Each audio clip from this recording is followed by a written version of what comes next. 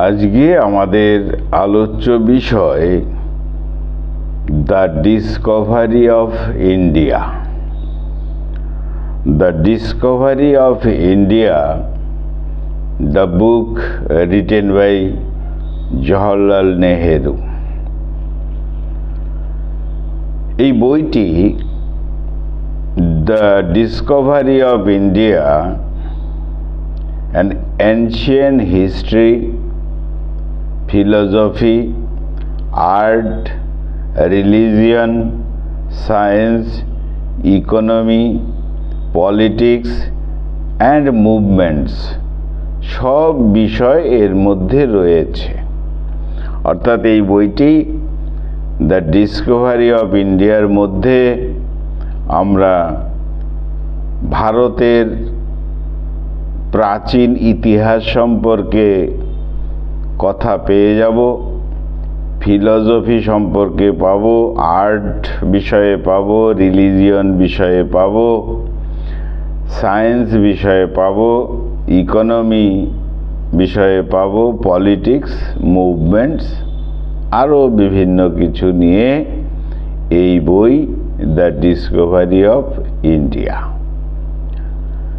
Nehruji examines the origins of his life and the history of India. নিজের জীবনের কথা এখানে বলেছেন, অটোবায়োগ্রাফিক্যাল বিষয় রয়েছে। এবার হিস্ট্রি অফ ইন্ডিয়া সম্পর্কে আছে, ভারতের ইতিহাস। হুইচ ফ্রম দ্য বেদিক এরা to the British administration in India. বৈদিক যুগ থেকে এই যে ব্রিটিশের যে শাসন সেই পর্যন্ত বিভিন্ন বিষয়ে আলোচনা রয়েছে এই বইটিতে, দ্য ডিসকভারি অফ ইন্ডিয়াতে। While Nehru was detained at the Ahmednagar fort in 1946, নেহরুজি জেলবন্দি অবস্থায় ছিলেন, বন্দি অবস্থায় ছিলেন এই আহমেদনগর ফোর্টে। সময়কাল ছিল 1946-এ। তখন তিনি এই বইটি লিখেছিলেন, সময় লেগেছিল 5 মাস। The book is broken up into 10 chapters, 10টা চ্যাপ্টার রয়েছে।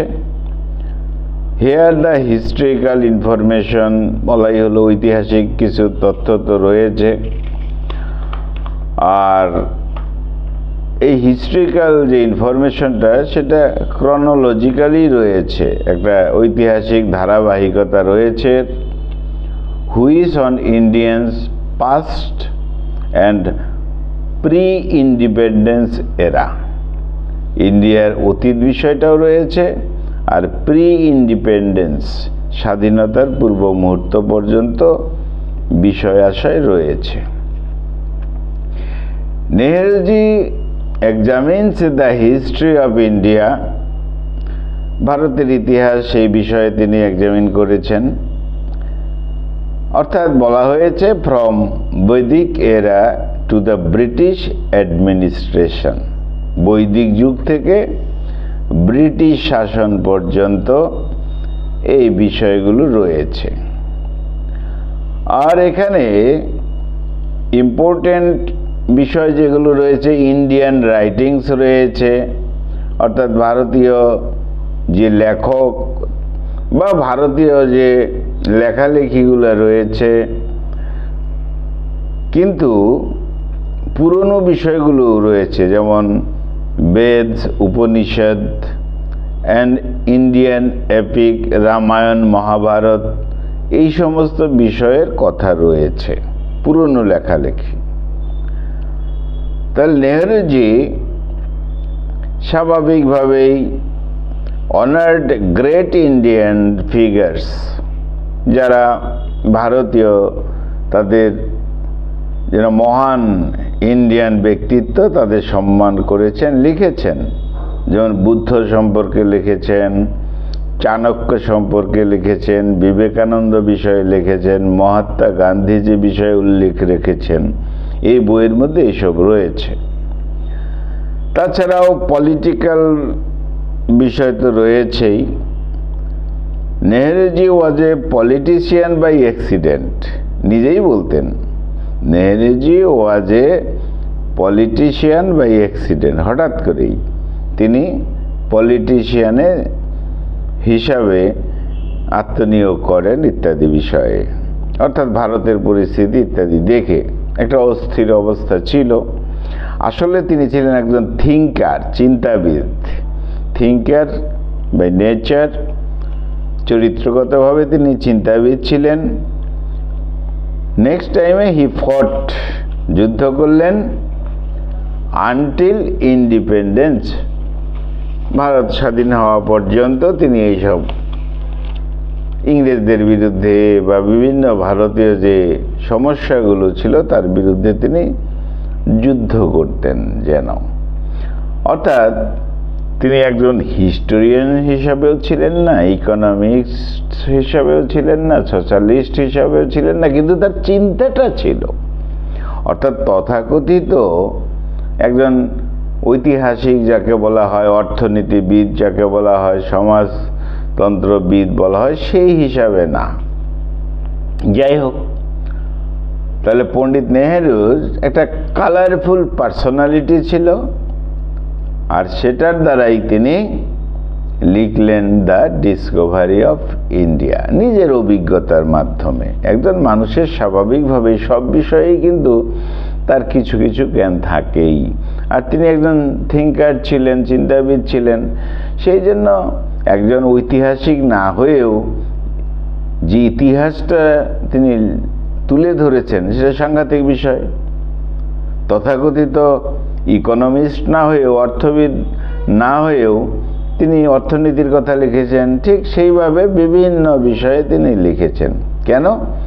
তার পার্সোনালিটিটা ছিল যথেষ্ট কালারফুল, বৈচিত্র্য, আর এই বৈচিত্র্য ভরেই হলো তার বই দ্য ডিসকভারি অফ ইন্ডিয়া।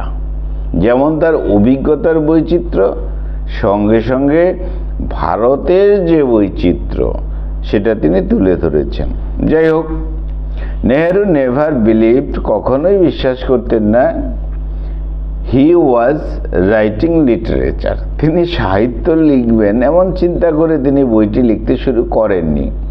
তার লক্ষ্য ছিল, his goal is in the discovery of India, এই বইয়ের মধ্যে ওয়াজ টু ডিসকভার ইন্ডিয়া, অর্থাৎ যেমন আছে ইন্ডিয়াটা তেমনভাবেই তিনি লিখবেন। যাই হোক, তো সিঙ্গেল কোনো লিটারেরি জেনরা হিসাবে তিনি এই বইটি লেখেননি, অর্থাৎ এই বইটিকে কোনো বিশেষভাবে এই জাতীয় বই, এই শ্রেণীর বই এমন বলা যায় না। এর মধ্যে সব কিছুই রয়েছে, ভারতের সব কিছু রয়েছে। দ্যাট ইজ হোয়াই, সেই জন্যই the discovery of India is an oddly, এটা কালেকশন অফ, এর মধ্যে হিস্ট্রিক্যাল ডিটেলস রয়েছে, ফিলোসফিক্যাল হাইপোথিসিস রয়েছে, এই সমস্ত বিষয়ে রিফ্লেকটিভ এসেজ রয়েছে, অন ডিফারেন্ট সাবজেক্টসের রয়েছে। ইট ইজ এ থিসিস, আসলে এটা একটা থিসিস, রিসার্চ করেছেন যেন তিনি। It is a thesis on Indian history and culture, মূলত বিষয়টা এই। তো যাই হোক, প্রথমতই তিনি বলেছেন he views India as a friendly foreigner, এইভাবেই তিনি লিখেছেন। যাই হোক, এই বইটি যার প্রাথমিক যে 3টা চ্যাপ্টার রয়েছে, আর সেটা অটোবায়োগ্রাফিক্যাল, প্রথম দিকের autobiographical. While the nation suffers from starvation, তখন ইন্ডিয়াতে অভাব ছিল, খাদ্যের অভাব ছিল, এইসব বিষয় রয়েছে তো অবশ্যই। অর্থাৎ তার নিজের বায়োগ্রাফির যে কিছু দিক লেখার পর এই 3 চ্যাপ্টারের মধ্যে সেখানে বোঝানো হয়েছে যে ইন্ডিয়াতে স্টারভেশন ছিল, অভাব ছিল। আর এখানে যে গ্লোবাল যে ওয়ার, যুদ্ধ চলছে বিভিন্ন জায়গায়, সেই সব বিষয়গুলো চিহ্নিত ছিল। তাহলে Nehruji is held captive in the Ahmednagar ফোর্টে ছিলেন বলা হয়েছে ব্যক্তিগত বিষয় নিয়ে। He muses about life's philosophy, তার নিজের যে জীবন দর্শন, while rambling about India's past and present and democracy's future। তিনি বন্দিদশায় তার মনটা যথেষ্ট র্যাম্বলিং হতো, আন্দোলিত হতো কোন কোন বিষয়ে? ইন্ডিয়াস পাস্ট, ভারতের ইতিহাস বিষয়ে, প্রেজেন্ট তখনকার সময় বর্তমান সম্পর্কে, অ্যান্ড ডেমোক্রেসিস ফিউচার, ভারতের যে ডেমোক্রেসি হবে সেটা কেমন হবে এই নিয়ে তিনি চিন্তা করতেন। আর সেই চিন্তার মধ্যে দিয়েই তার এই বিচিত্র কথা রয়েছে, আর তারই হলো ফল দ্য ডিসকভারি অফ ইন্ডিয়া। ভারতকে যেভাবে তিনি আবিষ্কার করেছেন তাই লিখেছেন। He describes the events of his life, তার জীবনের ঘটনা তো লিখেছেন। Following his sentences of imprisonment, জেলবন্দি অবস্থায় ছিলেন অ্যাট আলমোরা ইন 1935, সেসব কথাও ছিলেন। 1935 তিনি যে বন্দিদশায় ছিলেন আলমোরাতে সেই বিষয়ে লিখেছেন। ইনক্লুডিং দ্য ইলনেস, অসুস্থতা বিষয়ে লিখেছেন। পাসিং অফ হিজ ওয়াইফ, তার স্ত্রী মৃত্যু হওয়া। And his travel to and ফ্রো Switzerland, প্রায় সুইজারল্যান্ড যেতেন আসতেন। এইসব বিষয়গুলো ছিল এই 3টি চ্যাপ্টারের মধ্যে। তাহলে এই বইয়ের যে প্রথম দিকের 3টি chapter is the introduction to the discovery of ইন্ডিয়ার, ইন্ট্রোডাকশন, সূচনা বলা যেতে পারে। অর্থাৎ he is working to avoid approaching India, India আসবে না, বাইরেই কাজ করবে, এরকম একটা চিন্তা ভাবনা তার ছিল। কিন্তু স্লিপিং ব্যাক, ফিরে এলেন তিনি হঠাৎ করেই into his rambling meditations about nationalism, তার মনের মধ্যে একটা দেশকে ভালোবাসা, ন্যাশনালিজমের বিষয়টা চলে আসে, তাই তিনি দেশেই চলে আসেন। এবং সঙ্গে সঙ্গে ইন্টারন্যাশনালিজম বিষয়টাও তার মনে জায়গা করেছিল। যাই হোক, ফলে তিনি কি করলেন যে চলে এলেন ভারতে, বাইরে পড়াশোনা করতেন। অ্যাজ এ রেজাল্ট, ফলে the first 3 chapters have an autobiographical tone and subjects, প্রথম 3 চ্যাপ্টারে অটোবায়োগ্রাফিক্যাল বিষয় ছিল। Even after the first 3 chapters, প্রথম 3 চ্যাপ্টারের পর Nehruji remains central to the story and continues the autobiographical স্টাইলেই শুরু করেছিলেন। যাই হোক, আমরা পেয়ে যাব সেখানে we get the impression that Nehru speaks openly about what he knows and feels. এই 3 চ্যাপ্টার এবং তার খানিক পরেও আমরা যেটা অনুভব করব যে তিনি যা দেখেছেন, তিনি যা অনুভব করেছেন ভারত সম্পর্কে, এবার লিখতে শুরু হলো। As a study of the different stages, বিভিন্ন চ্যাপ্টারকে স্টাডি করলে যেটা বোঝা যায়, প্রগ্রেসিভ ইভ্যালিউশন হয়েছিল লেখাটার মধ্যে অফ দ্য ন্যাশনাল কনসিকুয়েন্সেস, অর্থাৎ তার যে জাতীয় যে চেতনা, সেই বিষয়ে তিনি লেখালেখিটা শুরু করেন from the early done of the 20th century পর্যন্ত বিষয়গুলো তিনি রাখলেন। যাই হোক, এবার স্বাভাবিকভাবেই ইন্ট্রোডাকশনের বিষয়ে তিনি কালচারাল হিস্ট্রি অফ ইন্ডিয়া সেটার বিষয় রাখলেন। Civilisation until the headed 20th century বিষয়ে, অর্থাৎ সেই সময়ের সিভিলাইজেশন, সভ্যতা, এই সিভিলাইজেশন বিষয়, কালচারাল হিস্ট্রি বিষয়ে তিনি রাখলেন। অর্থাৎ when British India was on the demand of freedom and advancement, British ততদিনে চলে এসেছে, ব্রিটিশ ইন্ডিয়া অর্থাৎ ব্রিটিশ রাজত্ব করত, তাদের থেকে কিভাবে ফ্রিডম, তাদের থেকে কিভাবে অ্যাডভান্সমেন্ট পাওয়া যায়, সেই সব বিষয়গুলো এই বইয়ের মধ্যে রয়েছে। যাই হোক, তার যে ইন্টেনশন, তার যে মনন যেটা, সেটা কি হিস্ট্রিক্যাল ইভেন্টস লিখবেন, শুধু বায়োগ্রাফি লিখবেন এমন বিষয় তো ছিল না। তো স্বাভাবিকভাবে তিনি ভারতীয় কথাটা তুলে ধরেছেন, ভারতের বিভিন্ন দিক। According to Nehru's work the discovery of India, এখানে হিন্দু বিষয়ে তিনি কথা বলেছেন, অর্থাৎ Hindu is not mention in our earliest writings. প্রথম লেখায় হিন্দু কথাটাকে আমরা ইদানিং যেভাবে হিন্দু কথাটাই বুঝি, তিনি সেইভাবেও কিন্তু ব্যবহার করেননি। The first time it is mentioned in Indian literature is in a tantric work from the 9th century AD। এটা যেন হিন্দুকে তিনি তান্ত্রিক বিষয় নিয়ে যেমন তখন ভাবা হতো এইরকম তিনি লিখেছেন। তারপর তিনি বললেন হিন্দু রেফার্স টু, তার ভাষায় Hindu refers to A people, a person. Hindu নিয়ম কানুনের মাধ্যমে হিন্দুকে একজন পার্সন হিসাবেই তিনি কিন্তু বর্ণনা করেছেন। Hinduism was in fact an Aryan religion. আর্য ধর্মের থেকেই হিন্দুইজম এসেছে, এরকম তিনি বর্ণনা করলেন। যাই হোক, নেক্সট টাইমে আমরা দেখব তিনি বেদান্ত নিয়ে কথা বললেন। সেখানে হিন্দুইজম কেমনভাবে নেওয়া হয়েছিল, অর্থাৎ শঙ্করাচার্যের ভাষায় যে হিন্দুইজমের যে ডেভেলপমেন্ট, সেটাকে নিয়ে তিনি লিখলেন। অর্থাৎ ডেভেলপড এ ফিলসফি নোন অ্যাজ, সেটা একটা বেদান্ত অর নন ডুয়ালিস্ট বেদান্ত, এইভাবে তিনি বর্ণনা করলেন। অর্থাৎ একটা আইডিওলজি রিপ্রেজেন্টেড তিনি করলেন হিন্দুইজম নিয়ে।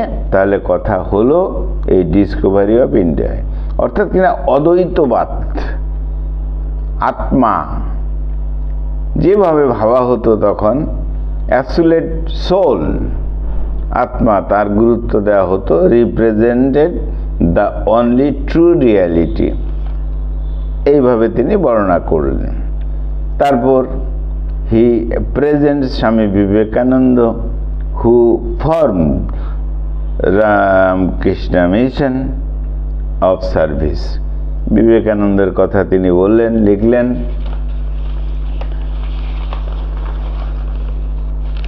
প্রাইড অফ ইন্ডিয়া বলা হলো, অর্থাৎ প্রাইড অফ ইন্ডিয়া পাস্ট, অতীত ভারতের বিবেকানন্দকে তিনি একটা গর্বের প্রতিমূর্তি হিসাবে তিনি তুলে ধরলেন এই বই ডিসকভারি অফ ইন্ডিয়ায়। তারপর এখানে যে ইন্ডিয়ান সিটিজেন, তাদের কিছু কথা হলো যে ইন্ডিয়ান সিটিজেনরা তারা আইসোলেটেড হয়েছিল, নিজেদেরকে যথেষ্ট আইসোলেটেড, একাকিত্বই মনে করত, পরিস্থিতিটা এমন ছিল। গ্লোরিয়াস পাস্ট ছিল ভারতের, কিন্তু মানুষের একটা দিনহীন অবস্থা যেন হয়েছিল। যাই হোক, এখানে দ্য ওয়েস্টের কথা বলা হয়েছে, তার আইডিয়ার কথা তুলে ধরা হয়েছে। তারপর নেহেরুজি বিশ্বাস করতেন যে এই যে রেশনাল ইন্ডিয়ান, এখানে ইন্টেলেক্ট ব্যাপারটা কিন্তু রয়েছে, মানবিক যে ভারতীয় তাদের একটা ইন্টেলেকচুয়াল বিষয় রয়েছে, সেই সব কথা তিনি বললেন। অর্থাৎ কিনা তিনি একটা কন্ট্রাস্টও এখানে দেখালেন to the west and India. বলা হয়েছে west and India did not practice wide spread slavery. ভারত কৃতদাসত্ব পছন্দ করে না, কিন্তু কৃতদাসের ব্যাপারটা ছিল, তবে তথাকথিত পশ্চিমী দেশগুলোর মতো ছিল না। তাই স্লেভারি নিয়ে তিনি কথা বলেন, কাস্ট সিস্টেম নিয়ে কথা বলেন, সব কিছুই রয়েছে এই বইটির মধ্যে।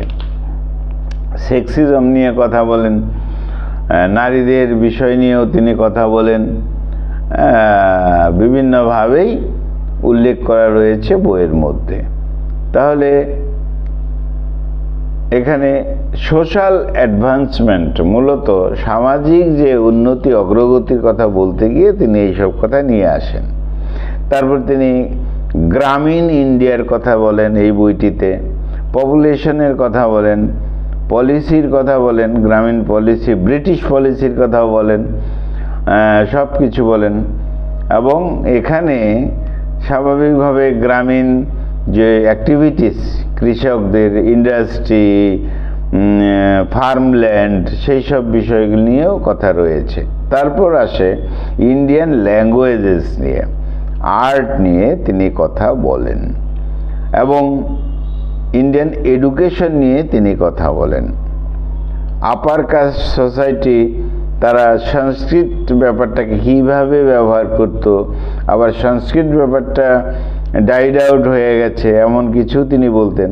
কিন্তু আবার বলতেন যে সংস্কৃত এটা সাউথ ইস্ট এশিয়াতে, বিশেষ করে ইন্দোনেশিয়া, জাভা, বালি, কম্বোডিয়া, মালয়, বিভিন্ন জায়গায় এই সংস্কৃত ছড়িয়ে পড়েছে, লিটারেচারের অঙ্গ হয়ে গেছে, এবং এর একটা রিমার্কেবল এফেক্ট ছিল। সেই সব কথা তিনি বলেন এই বইটির মধ্যে। অর্থাৎ গ্লোরিয়াস পাস্ট ইন লিটারেচার, তার মধ্যে আর্ট, আর্কিটেকচার, সব বিষয় এই বইটির মধ্যে রয়েছে।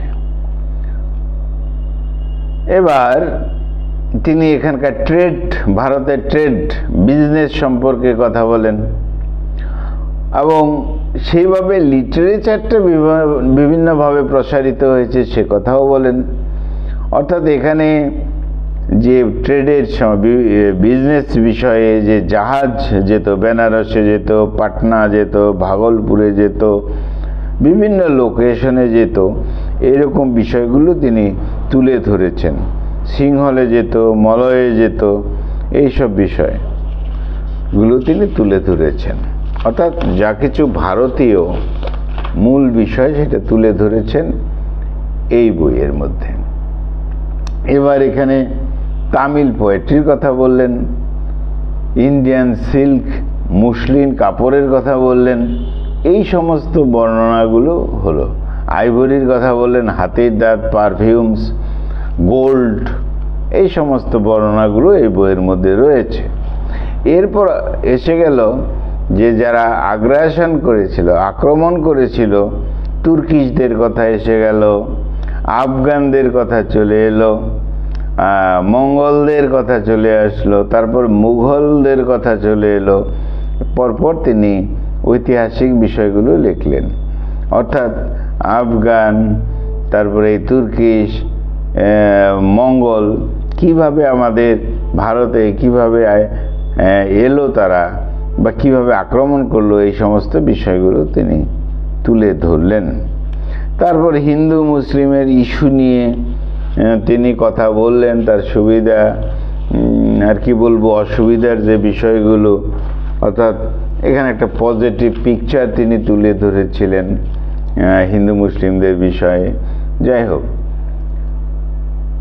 এবার এই ডিসকভারি অফ ইন্ডিয়ার মধ্যে আমরা দেখব যে ধীরে ধীরে ধীরে ধীরে ইন্ডিয়ান কোম্পানি, অর্থাৎ ব্রিটিশ কিভাবে ইন্ডিয়াতে একটা বিশেষ আধিপত্য বিস্তার করলো সেই বিষয় রয়েছে।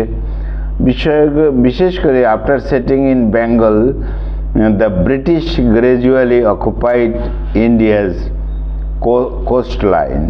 অর্থাৎ ইন্ডিয়া, অর্থাৎ বেঙ্গলের একটা দিকে ইংরেজরা এসে স্বাভাবিকভাবেই আধিপত্য বিস্তার করলো, তারপর ধীরে ধীরে ইন্ডিয়াতে ছড়িয়ে পড়লো, এই বিষয়গুলোর বর্ণনা রয়েছে।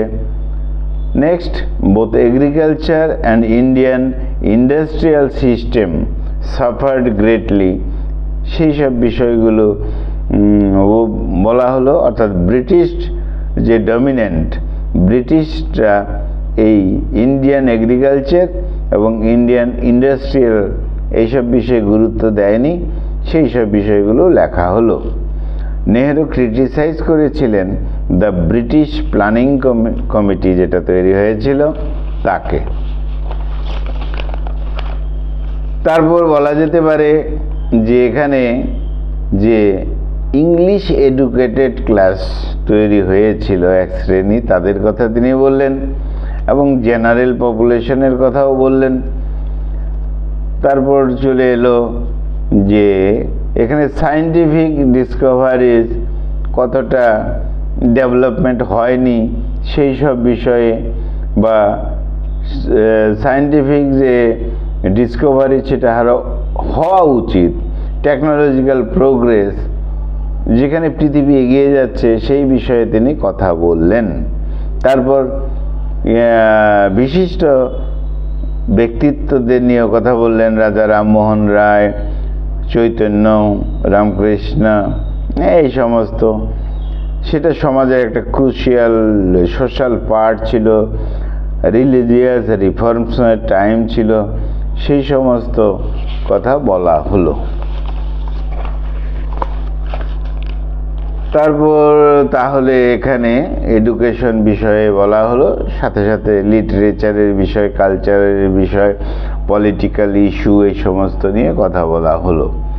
এরপর ন্যাশনাল কংগ্রেসদের কথা বলা হলো, জাতীয় একটা দল তৈরি হয়ে গেল, নিউ লিডারশিপ এর বিষয় নিয়ে, পলিটিক্যাল ফ্রিডম তারা চায়, ভারতের স্বাধীনতা চায়, এইভাবে শুরু হয়ে গেল।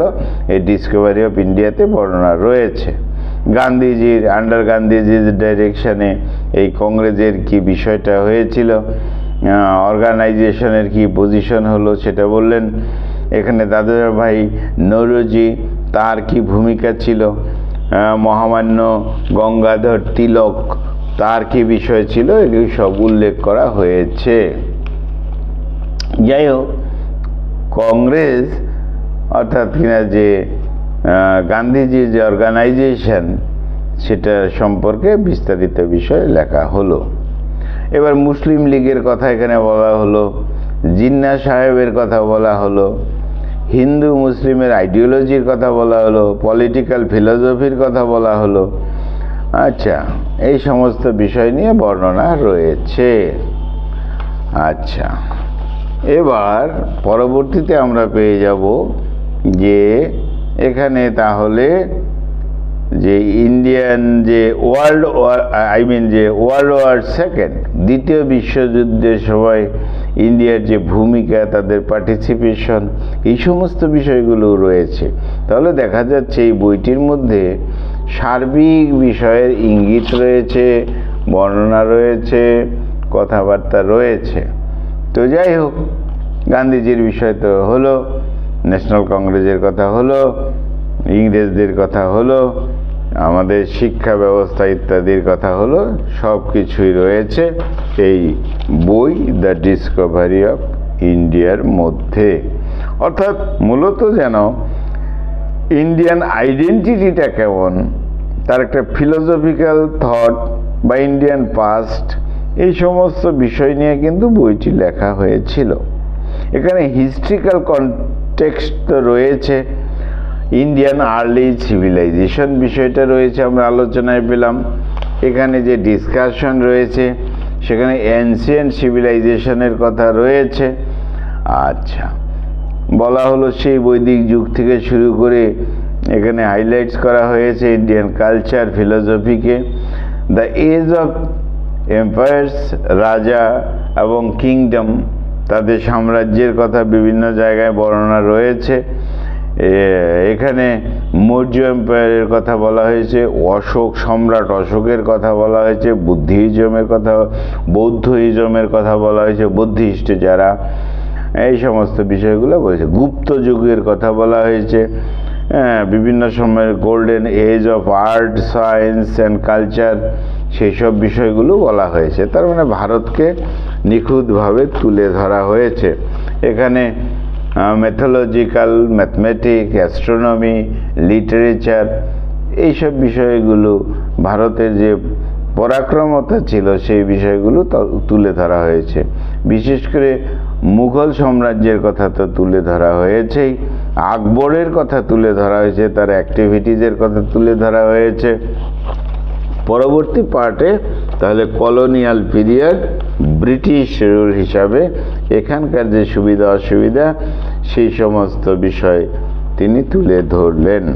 তারপর কালচারাল অ্যান্ড ফিলসফিক্যাল রিফ্লেকটিভস যে বিষয়গুলো এখানে রয়েছে, ধর্ম, কর্ম, ধর্ম বলতে যেটা ডিউটি, কর্ম বলতে অ্যাকশন, স্বাভাবিক, এই সমস্ত বিষয়গুলো বেদান্ত থেকে তিনি নিয়ে এলেন। যোগা বিষয়ে তিনি বলেছিলেন, বুদ্ধিজম সম্পর্কে বলেছিলেন, আগে বলা হলো এই সমস্ত। এবং শেষে the Quest for modern India, একটা আধুনিক ভারত, তার ডেমোক্রেসি, তার সায়েন্স, তার প্রোগ্রেস, এই সমস্ত ভিশন কি হবে সেই সব বিষয়গুলো তুলে ধরলেন।